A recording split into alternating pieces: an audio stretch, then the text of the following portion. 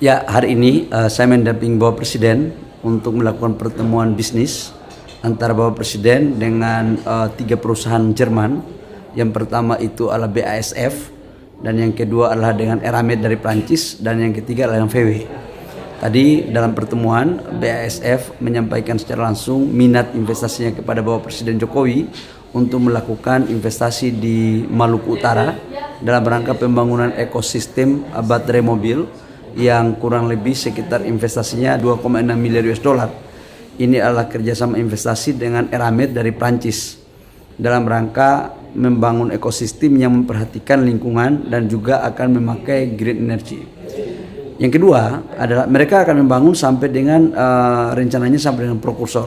Proses pembangunannya akan mulai dilakukan di akhir tahun 2023 ini. Yang kedua adalah kerjasama Volkswagen. Volkswagen ini salah satu perusahaan otomotif salah satu terbesar di Eropa. Mereka akan membangun juga ekosistem baterai mobil di Indonesia yang akan bekerja sama dengan beberapa perusahaan nasional dan juga perusahaan asing.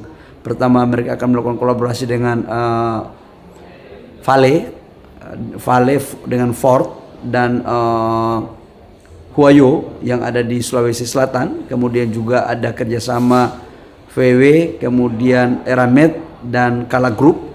Dan yang ketiga adalah VW akan bekerja sama dengan perusahaan nasional Merdeka.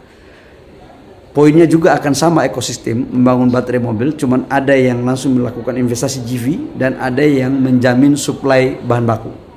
Saya pikir ini adalah sebuah momentum yang tepat untuk kemudian menyampaikan kepada dunia bahwa Indonesia terbuka dalam rangka bagaimana menarik investasi tidak hanya di benua Asia tapi juga adalah benua Eropa. Dan ini sebagai bentuk investasi yang inklusif dan sekaligus untuk menganulir cara berpikir orang bahwa seolah-olah pengelolaan tambang kita di Indonesia tidak memperhatikan kaidah-kaidah yang ada pada standar internasional. Insya Allah ke depan investasi ini akan semakin baik. Kemudian untuk realisasi investasinya sendiri Pak, akan kapan di tahun ini? Kita akan rencanakan semua di tahun ini akan mulai berjalan.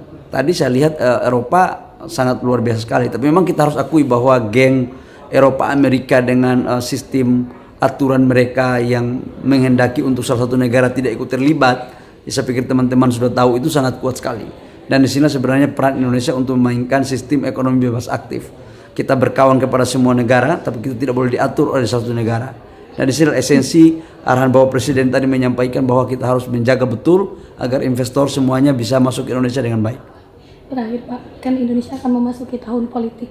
Tanggapan dari para CEO sendiri untuk menanamkan modalnya di Indonesia seperti apa? Ya, mereka percaya sama Indonesia, tapi hampir semua pengusaha di Eropa di mana aja nanya, siapa the next yang akan memimpin Indonesia? Apakah masih sama komitmen dengan Bapak Presiden Jokowi atau tidak? Itu memang menjadi pertanyaan untuk kita. Dan saya pikir kita harus mampu bekerja sama, mampu meyakinkan para investor bahwa Indonesia ke depan akan baik-baik saja. Artinya siapapun pemimpinnya, tapi itu sebuah tantangan yang kita harus jawab bersama. Saya tidak bisa terlalu memberikan harapan palsu kepada teman-teman investor, tapi satu hal yang saya yakinkan bahwa sampai dengan sekarang Bapak Presiden Jokowi itu sangat konsisten dan kontinu dalam rangka menjaga investor dari semua negara dan terutama bagian hilirisasi khususnya di ekosistem EV baterai.